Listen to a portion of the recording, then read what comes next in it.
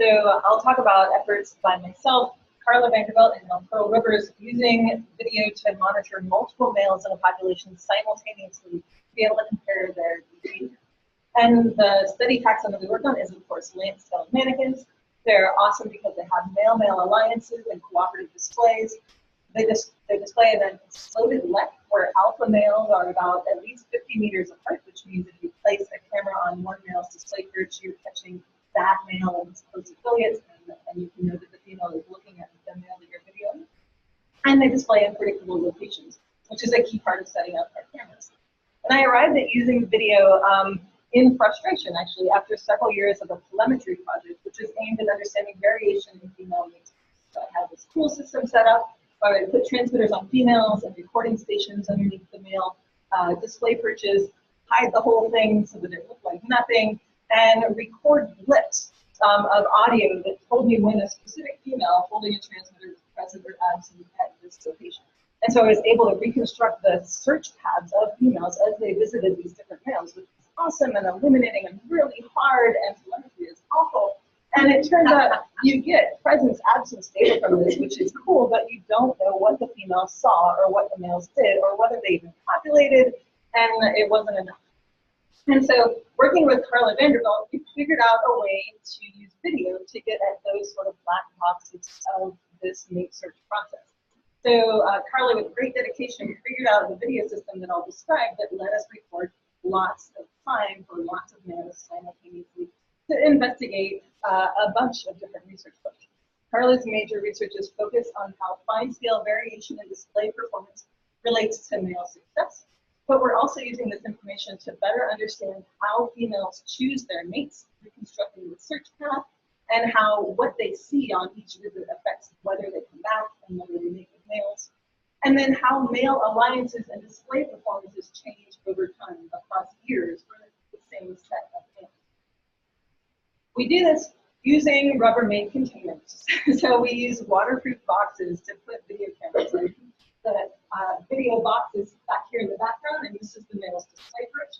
So we place these super fancy boxes 5 to 8 meters from major display perches. It actually took a really long time to figure out how to make a semi-stable and very cheap tripod that looks like that.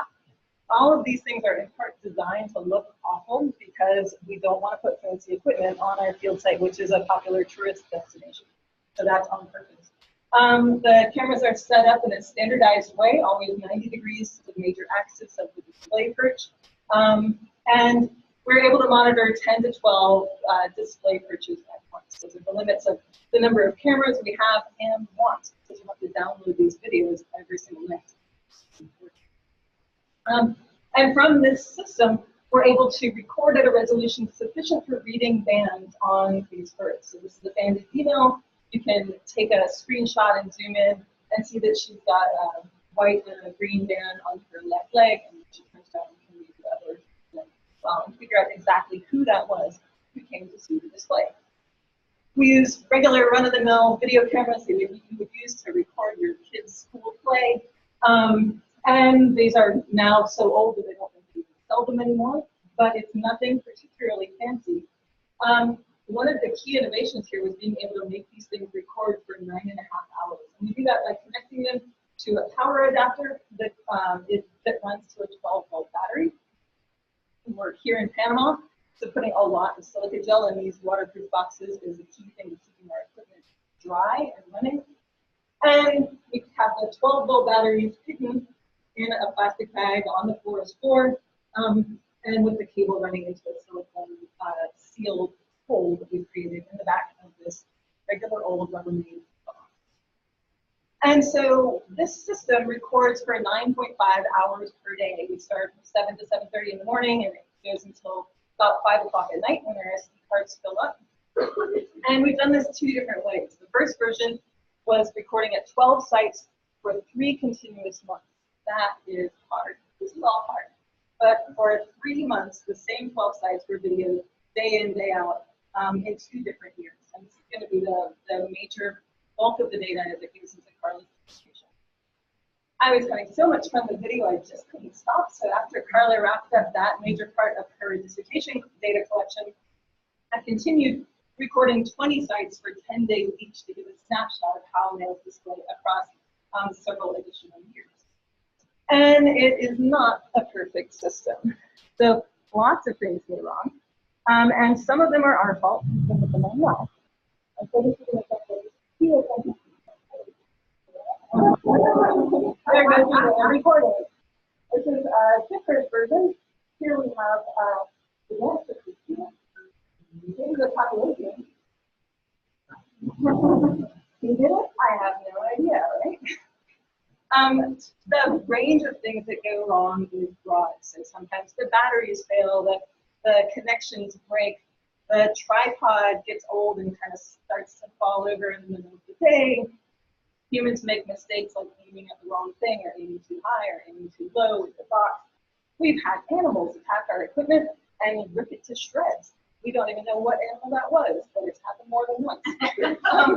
And it's impossible to get it all. These birds will do things like, move over and display on a secondary display perch just after you get everything set up on the primary perch. So you have to accept that you're getting imperfect information. And so that is just to point out that these videos are used to augment rather than replace human observers who go out there and can move around and follow males as they do these sites. And mostly, we record a lot of nothing.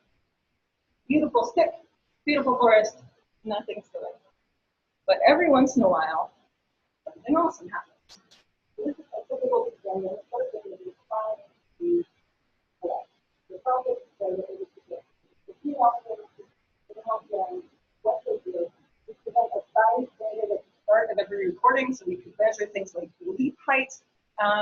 And this gives us, for the males, overall display frequency, displays for females and displays with no females there. Information on alliances and interactions based on the color bands of the males involved. Finer, but not as fine as Leigh is going to tell you about, display performance measures of things like leap rates and leap heights. And for the females, we also get great information, things like how often they visit individual males and when they do so. Which male they're viewing from among the monitored set of males, of course, and then who they actually populate with, to see whether or not that happens. And this generates a lot of data. Let me just give you an example of a subset of data from Carla's dissertation. So this is 2013 female visits that were recorded from video from these red marked display sites on my study site between February and April. And this is the clean data set, so this only includes females that were color banded and also unbanded females out there. Color banded, and we were able to identify them completely. Full bands, it matches a known female, everything's great. And if a female visited a male and came back within 60 minutes, we counted that as one visit. And so with those restrictions, in that time period, 1 year, less than 3 months, we recorded 478 female visits by 82 uniquely identified females on the site, which is amazing. In contrast to that telemetry data, it took me 3 years and I got 20 females recorded. So this is an extremely rich data set. In this 2013 little snapshot, by little, I mean terabytes and terabytes of data, we recorded more than one visit by 70 individual females, more than one male visited by 44 different females, 49 females populated on camera, 6 populated with 2 alphas. And this is stuff that human observers don't see. To give you an idea, I buy somebody a beer the first time they see a mannequin population because it's kind of an event, right? And then people go the whole field season watching mannequins at 5 sites every day, and they might see 5 populations across the month. So this is fantastic. And females populate a lot. As I mentioned earlier, from this data set, this is the number of populations per individual female, usually with the same male multiple times. Our extreme is one female who, for one nesting bout return, they mated with the same male 24 times. And so this adds some depth of information to how these females are viewing males. Just 2 examples of specific results that have come out of this this video project and have been published is Carla Vanderbilt's paper on entropy and display performance, which showed that when you look at the fine scale performance of displays when females are present and when they aren't, there's an increased mutual information when the female is around. Basically, males are becoming more orderly in how they interact with each other when females are watching. It's no surprise in general, but cool to put quantitative values on.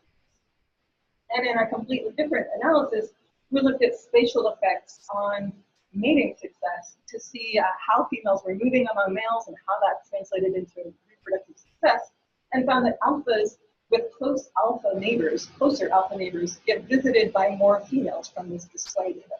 So it's good to have other alphas near you, but only experienced alphas, those who've been alpha for many years, actually benefit in terms of siring success from this proximity. So, so females visit males who are close to other males. They only actually, it only turns into chicks for those males with lots of alpha.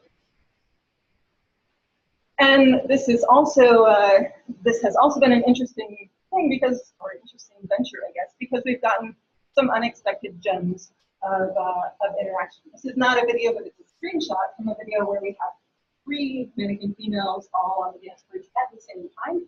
Before the video project, we would see multi-female displays 1 or maybe 2 times a year. We find from the video that it's much more common than we thought, and it tends to happen early in the season.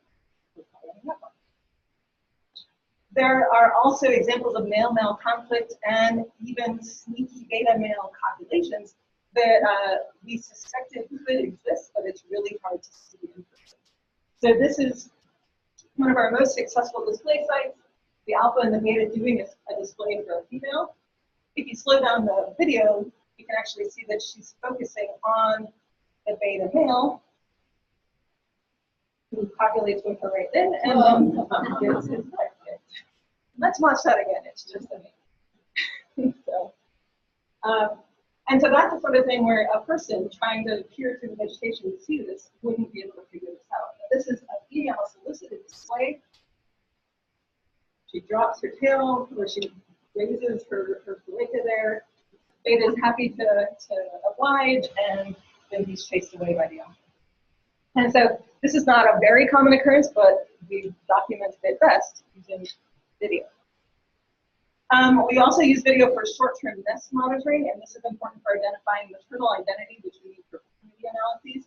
And we used to do this by forcing humans to wrap themselves in brown cloth and sit in the forest for up to 4 hours at a time to figure out which female came in to feed the chicks. So here we have now postdoc Lake Jones, hard at work, back in 2010. And so instead, after we had so many video cameras floating around, we realized we could use cameras to get that done, save the sanity of the field assistants, and also quantify rates of care. And so this is a specially zoomed in video of a nest. You can get this from further away. But it also sees the female bands really quickly. And watch how many times delivered and record for about 1.5 to 2 hours with the normal battery with this camera to be able to give an idea of how often she's returning. So in summary, video in our project is used as a useful check on human band reading. It's less disruptive of behavior at the nests than having humans sit out there in lines to try to record what's going on. And it's better than telemetry for capturing mate choice movements of females, because we have so many color-banded females, we don't have to catch each individual one and put a very expensive, short-lived transmitter on them to get this. And using this video is a really integral part of monitoring many males simultaneously. I talked with Carla before this about what we wish we'd known before we embarked on this crazy endeavor, and we both agreed that knowing more about the storing and processing of the massive amounts of video that we produce would have helped a lot. It's very challenging to manage all that data, and so we generate about 16 terabytes of video per year of unprocessed video, which means that I cannot wait for Wednesday's workshop on processing. Are there any questions about what we do or why we do it?